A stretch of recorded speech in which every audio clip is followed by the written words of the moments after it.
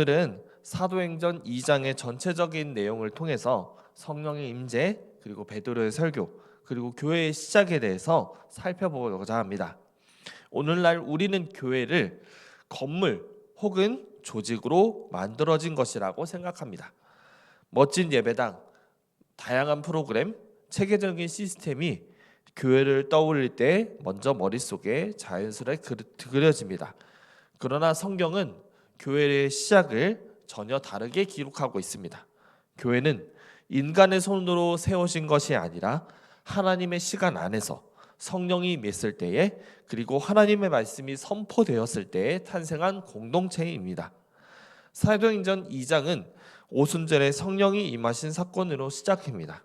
제자들에게 불의 혀처럼 나타난 성령의 강림은 단지 놀라운 현상을 일으킨 것이 아니라 하나님의 복음이 전 세계로 흘러가기 위한 첫 단추를 끼우는 순간이었습니다.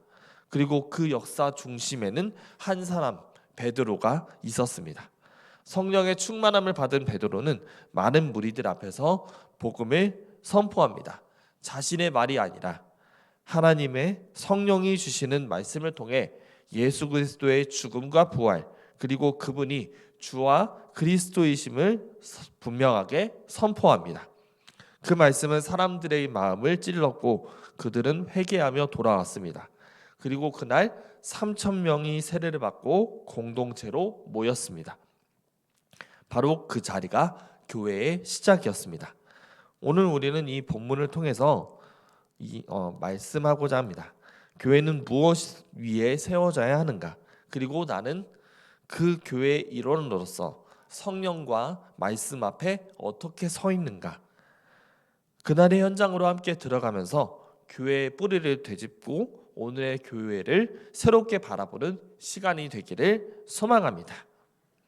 사도행전 2장은 아주 조용히 그러나 의미심장하게 시작합니다. 사도행전 2장 1절을 보면 이렇게 나와 있습니다. 오순절 날이 이미 이름에 그들이 다 같이 한 곳에 모였더니. 여기서 중요한 표현은 이미 이름에입니다. 하나님의 시간, 하나님의 시간은 크로노스와 카이로스로 나뉩니다. 하나님의 시간은 인간의 일정이나 계획보다 앞서 준비되어 있었습니다. 그저 운이 좋은 한 날이 아니라 하나님께서 미리 작정하신 날, 하나님의 카이로스의 때가 도래한 것이죠. 이날의 오순절은 구약의 77절 맥추절로서 추수의 첫 열매를 드리는 절기였습니다. 하나님은 이 날을 선택하셔서 하늘의 첫 열매, 즉 성령의 임재와 복음의 첫 추수를 시작하신 것입니다. 이때 전 세계에서 모인 유대인들이 예루살렘 거리를 가득 채운 그날, 하나님은 성령을 보내주셨습니다. 우리가 믿는 하나님은 기회주의자가 아닙니다. 그분은 가장 정확한 시간에 가장 많은 사람이 듣게 될 때 그분의 역사를 여시게 됩니다. 그 순간 홀연히, 즉 갑자기 예고 없이 하늘로부터 강하고 급한 바람 같은 소리가 일어났습니다. 이는 구약에서 하나님의 영을 나타낼 때 사용되던 이미지이기도 합니다. 그리고 불의 혀와 같은 것들이 갈라지면서 각 사람 위에 임하기 시작합니다. 이것은 더 이상 하나님의 임재가 성전 안에서만 있는 것이 아니라, 성전 한가운데 지성소에만 있는 것이 아니라 각 사람에게 개별적으로 임하시기 시작한다는 상징적인 장면입니다. 모두가 동일한 성령을 받았지만 각각에게 다른 모습으로 임하신 것은 공동체와 개인을 동시에 세우는 하나님의 의도였습니다. 그들이 방언을 말하기 시작하자 주변에 있던 사람들은 놀라기 시작합니다. 사도행전 2장 8절에 보면 이렇게 기록되어 있습니다. 우리가 각 사람의 난 곳 방언으로 듣게 되는 것이 어찌 됨이냐. 당시 예루살렘에는 유대 절기 오순절을 지키기 위해 디아스포라 유대인, 즉 여러 나라에 흩어져 있던 유대인들이 모였습니다. 그들은 자신의 고향의 말로 하나님의 큰 일을 듣고 처음엔 놀라고 나중에는 비난하고 조롱합니다. 그날 예루살렘 거리는 갑작스럽게 일어난 하늘의 사건으로 인해서 소란과 긴장, 기대와 혼란이 섞인 영적 전쟁터가 되었습니다. 그러나 바로 그 한복판에서 하나님은 움직이고 계셨습니다. 그리고 그 도구는 놀랍게도 실패했던 제자, 바로 베드로였습니다. 성령은 그를 그냥 일어나게 하지 않으셨습니다. 성령은 베드로 안에 복음을 불붙이셨고 입을 열게 하셨고 말씀을 기억나게 하셨고 군중 앞에 담대히 서게 하셨습니다. 이 모든 능력은 성령의 능력이자 하나님의 완벽한 시간 안에서 일어난 구속의 드라마였습니다. 그날 우리는 깨닫게 됩니다. 교회는 인간의 조직이 아니라 하나님의 주권적인 시간에 성령의 권능으로 시작된 하늘의 공동체라는 것을 말입니다. 제자들이 방언으로 말하기 시작했을 때 그 현장은 순식간에 수천 명의 사람들로 붐비게 됩니다. 각 나라에서 온 디아스포라 유대인들이 자신의 언어로, 자신들이 살고 있는 그 땅의 언어로 하나님의 큰 일을 듣고 놀라워하며 동시에 혼란에 빠졌습니다. 일부는 진지하게 그 귀를 기울였고 다른 일부는 저 사람들이 술에 취했다고 조롱했습니다. 바로 그때 한 사람이 조용히 앞으로 나아옵니다. 바로 베드로죠. 이 장면은 매우 특별합니다. 예수님이 잡히시던 밤에 사람들 앞에서 3번이나 예수를 모른다고 부인했던 그 베드로였습니다. 그러나 예수의 부활과 승천하심을 보고 그리고 성령을 받고 이제는 5,000명이 넘는 군중 앞에 담대히 서 있습니다. 저처럼 말이죠. 그의 입에서 나오는 말은 두려움에 찬 자기 변명도 아니고 사람들의 오해를 푸는 해명도 아닙니다. 그가 입을 연 것은 성령이 그 마음과 생각 그리고 입술을 이끄셨기 때문입니다.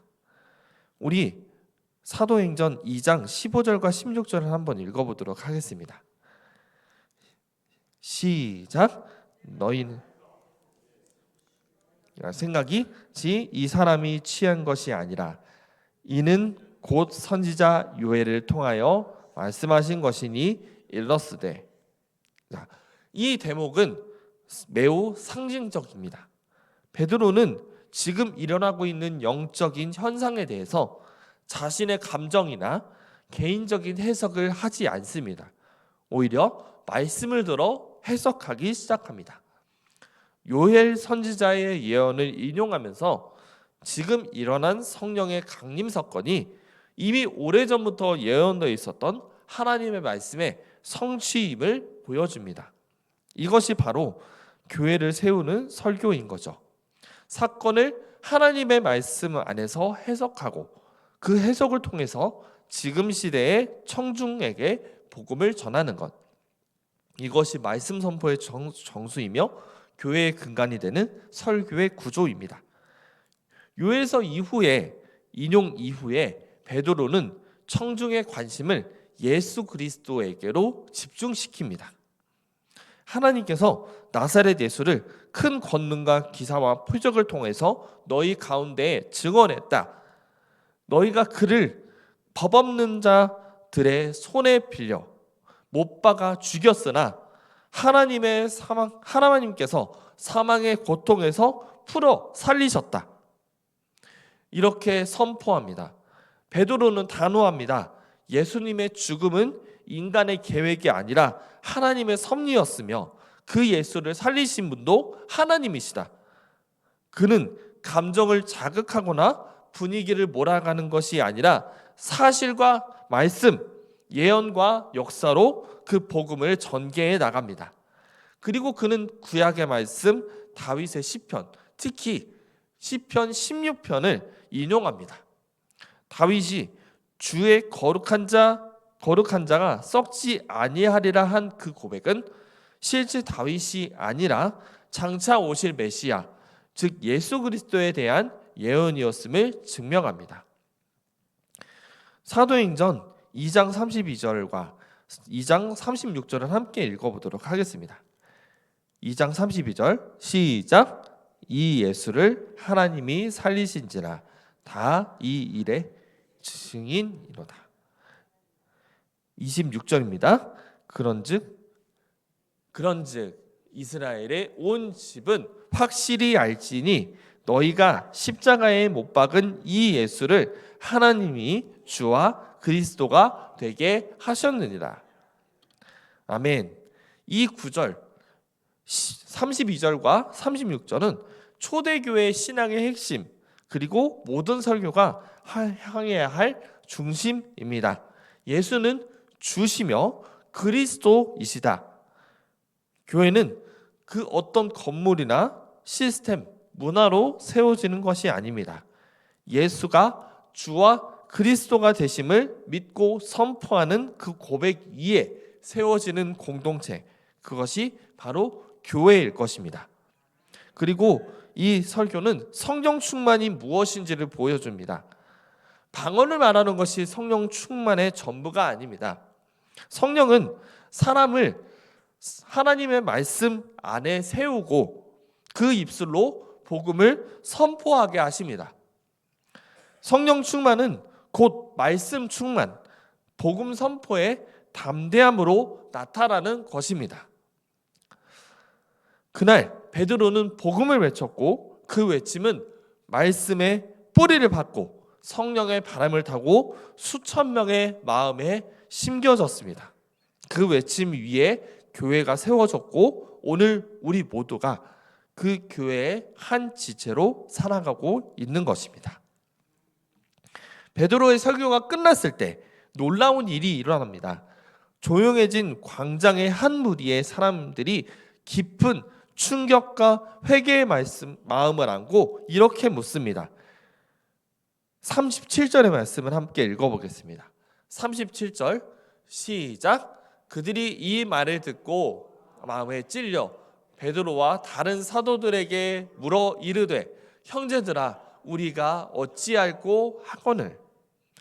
형제들아 우리가 어찌할꼬. 이 짧은 외침은 단순한 감정의 표현이 아니었습니다. 그들은 베드로가 선포했던 그 복음에, 그 말씀에 찔린 것입니다. 베드로는 너희가 이 예수를 십자가에 못 박았다라고 말했습니다. 이 선언은 직접적인 정죄였죠. 하지만 그 말은 정죄에서 멈추지 않았고 그들의 마음을 죄의식이 아닌 생명의 길로 인도하는 방향으로 찔렀습니다. 사도행전 2장 37절의 앞구절은 이렇게 표현하고 있습니다. 37절을 다시 보면요, 그들이 이 말을 듣고 마음에 찔려 라고 이렇게 기록하고 있습니다. 이 찔림은요, 원어적으로는 급소를 찌르다 라는 뜻의 단어입니다. 말씀은 단순히 정보가 아니라 영혼을 꿰뚫는 하나님의 검입니다. 그리고 그 찔림은 죄를 깨닫게 하는 데에서 멈추지 않고 그들이 예수께로 돌이키고자 하는 갈망을 일으켰습니다. 이 질문에 대해 베드로는 즉각적으로 답합니다. 우리 38절을 함께 읽어보겠습니다. 38절입니다. 시작. 회개하여 각각 예수 그리스도의 이름으로 세례를 받고 죄 사함을 받으라. 그리하면 성령의 선물을 받으리니. 아멘. 이 구절은 교회의 본질적인 초석이 되는 말씀입니다.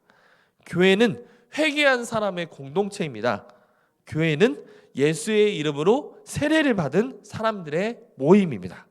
그리고 교회는 성령을 받은 사람들의 연합입니다. 그날 회개하고 세례를 받은 사람들의 숫자는 약 3천 명에 이르렀습니다. 이들은 단지 감동을 받은 청중이 아니었습니다. 그냥 강연에 감동을 받은 청중이 아니었습니다. 그들은 말씀 앞에서 반응했고 행동했고 결단했고 공동체로 들어온 믿음의 실천자들이었습니다. 그리고 그들에게 어떤 일이 일어났습니까? 성경은 이렇게 말합니다. 42절을 함께 읽어보겠습니다. 시작. 그들이 사도의 가르침을 받아 서로 교제하며 떡을 떼며 오르지 기도하기를 힘쓰니라. 아멘. 회개로 시작된 삶은 곧 예배와 말씀 중심의 공동체로 자연스럽게 이루어졌습니다. 서로를 사랑하기 시작했고 물건을 서로 나누었으며 날마다 마음을 같이 해서 성전에 모이기를 힘썼습니다. 이것이 바로 교회의 시작이었습니다. 눈물로 회개하고 물로 세례를 받고 말씀 안에서 연합한 자들이 말씀이 육화된 공동체, 곧 교회가 된 것입니다. 그리고 그 교회는 사람들의 전략이나 프로그램이 아니라 성령과 말씀에 반응한 사람들의 순종으로 세워졌습니다. 오늘날도 교회가 새로워지기 위해서는 단 하나입니다. 바로 하나님의 말씀이 선포될 때, 그리고 그 말씀 앞에서 찔림받고 회개하며 반응하는 사람들, 그들이 모일 때 다시 교회는 살아납니다. 우리 교회는 지금 어떤 공동체 위에 서 있습니까? 사람들이 세운 구조일까요?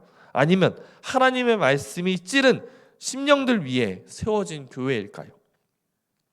그날 예루살렘에서 교회가 시작되었듯 오늘 우리 가운데에도 말씀 앞에 반응한 한 사람 한 사람이 교회의 기초가 될 수 있습니다. 그렇게 반응하는 우리 모두가 되기를 소망합니다. 말씀을 마무리하겠습니다. 오늘 우리는 사도행전 2장을 통해 아주 중요한 진리를 확인했습니다. 교회는 사람들이 세운 것이 아니라 하나님이 시작한 것입니다. 그 시작점에는 두 가지가 있었습니다. 하나는 성령의 임재였고 또 하나는 말씀의 선포였습니다. 그리고 그 말씀 앞에 찔림함을 받고 회개한 자들, 그들이 바로 교회의 첫 지체들이었습니다. 베드로는 감정적으로 울부짖지 않았습니다. 논리적으로 설득하려도 하지도 않았습니다. 단지 성령에 이끌려서 예수 그리스도의 삶, 그리고 죽음, 부활, 그리고 주되심을 선포했습니다. 그 설교를 통해서 사람들은 마음 깊은 곳에서 찔림을 받게 되었고 그 찔림은 단순한 죄책감으로 끝나지 않았습니다. 회개로 이어졌고 세례로 이어졌고 공동체의 탄생으로 이루어졌습니다. 교회는 바로 그날 오순절로부터 시작되었습니다. 그날 모인 3천 명은 단순한 군중이 아니었습니다. 그들은 말씀 앞에 반응한 사람들, 즉 살아있는 교회였습니다. 오늘날 우리가 교회가 약해졌다고 말합니다. 젊은 세대가 교회를 떠나고 세상의 신뢰도도 낮아졌습니다. 하지만 교회의 본질은 여전히 변하지 않았다고 믿습니다. 오늘날도 성령은 임하시며 하나님의 말씀은 살아있고 누군가의 마음을 찌르고 계십니다. 그렇다면 질문은 이것입니다. 오늘 나는 그 말씀 앞에 어떻게 반응하고 있는가? 교회가 교회 되기 위해서 필요한 것은 단순히 더 많은 프로그램이나 세련된 시스템이 아니라 말씀 앞에 무릎 꿇는 회개가 있어야 되고 그 말씀에 순종하려 하는 진심이 있는 한 사람, 그 사람이 다시 교회를 세우는 하나님의 도구가 됨을 믿으시기 바랍니다. 우리 모두 하나님이 쓰시기 위해 부르신 사람들입니다. 예수님을 증언하고 그분의 부활을 선포하며 이 시대 속에 살아있는 교회로 서도록 부르심을 받았습니다. 베드로는 원래 겁 많고 실수 많던 사람이었습니다. 하지만 성령이 임하고 말씀이 그 안에 살아 역사하기 시작하자 그는 강력한 설교자가 되었습니다. 하나님은 그런 사람을 통해 교회를 시작하셨고 지금도 그런 사람을 통해 교회를 지키십니다. 그날 성령이 임했고 교회가 세워졌습니다. 말씀이 선포되었고 교회가 세워졌습니다.